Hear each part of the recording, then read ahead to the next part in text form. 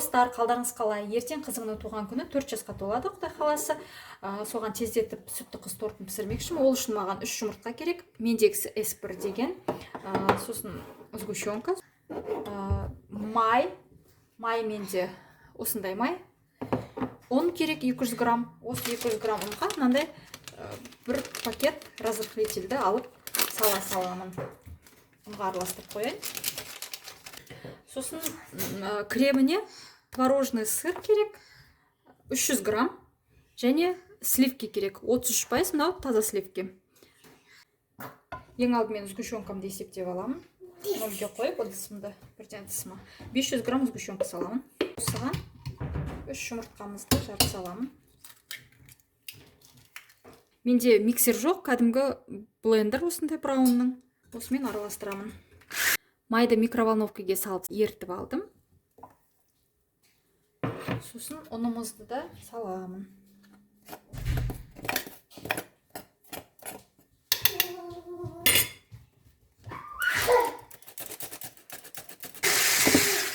Міне, жалпы дайын осындай болады. Менде пергамент қағаз осындай аппақ. Міне, пленкасы осындай 520 теңге екен. Мен айтар едім осындай ағын алған дұрыс деп. Өйткені бұның мына екі жағы да тайғақта, қай жағына төсесеңіз де жабыспай шығады. Сосын бұны бірнеше рет қолдануға болады. Ал енді менің ыдысым 22 диаметрлік. Оны мен мына жерін мінекей көріп тұрсыз ғой, мына жерін аштым да, сонда ол тағы да үлкейеді. 20 диаметрлік ау деймін даже. И сонда менде мына кружогым, бір дөңгелегім 23 диаметр шығады. Осылай сызып шығамын. Мінекей міне дайын болды.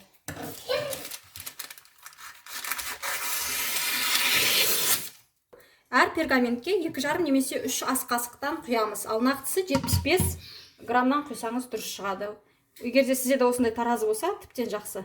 Мысалға менде 1-де 4 болып тұр. Осыдан 75 болса, где-то 927 сондай қалғанша дейін құямыз. Міне. 3 қасық. 1, 2, 3.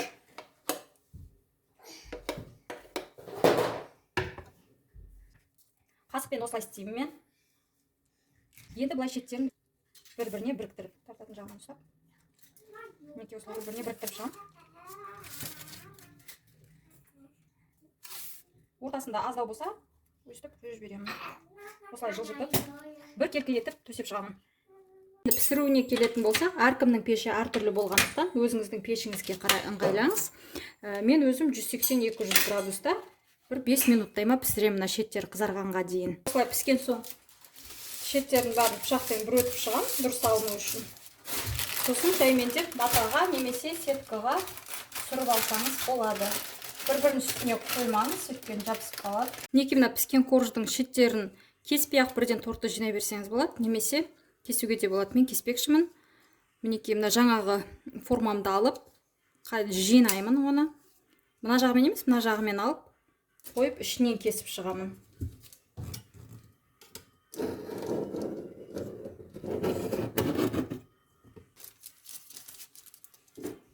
Сливкиді жасар алдым. Мынау қаймақты 15 минуттай мұздатқышқа салып қойдым, яғни морозильникке. Шеттерін ашып, ішіндегісі толықтай шығу үшін осылай жасап аламын. Сосын ыдысымызға құямын.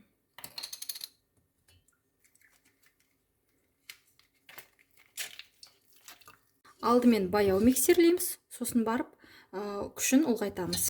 Жан-жаққа шашырамас үшін осындай қалташаны қолданамын. Неке шамалы қойыланған соң ішіне қант ұнтағын сасаңыз болады, немесе кәдімгі қант сасаңыз да бола береді. Сосын сүзбелі ірімшікті саламыз. Енді барлығын бірге араластырамыз. Сонымен кремі дайын болады. Мінекей крем дайын. Торттың арасына осындай жаңғақ немесе әртүрлі жидектер сасаңыз болады. Мен жаңғақты алып, 100 граммдай жаңғақты алып, қазір ұнтақтаймын. Енді тортты жинаймыз. Түбіне кішкене кремнен жақтым. Бір қоржын менде 75 граммнан салдым ғой. Дәл солай кремінде 75 граммнан саламыз. Сонда тура шығады. 2 қасықтан. 3 қасықтан құйған болсақ коржды, ал кремді 2 қасықтан саламыз. Корждар бір-біріне нығыз орналасу үшін, шеттерінің барлығы біркелкі болу үшін осы кольцоны қолдансақ болады.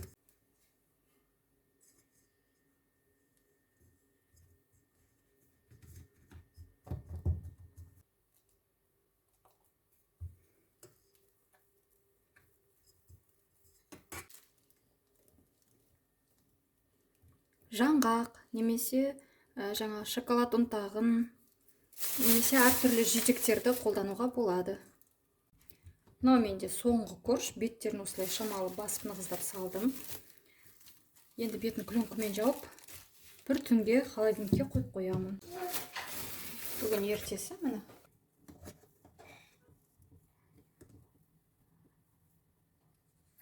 Қазір қалған жерін дұрыстаймыз. Кешегі қалдырып қойған кремді алып жағып жатырмын. Үстіп жан-жағын бетін тегістеп шығамын. Тағы да біраз уақытқа холодильникке салып қоямын.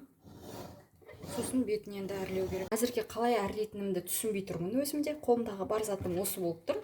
Жаңа бірақ осындай алтын түсті сан алдым. Мынау свечи үрлейтін. Мүмкін осыған түстес кондуринмен әрлейтін шығармын алтын түсті.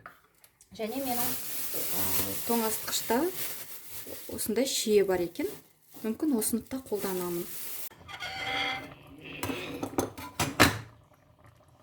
Енді қазір маған кондуринді араластырайын. Анасым, мен туған күні істеймін дейді ғой. Иә.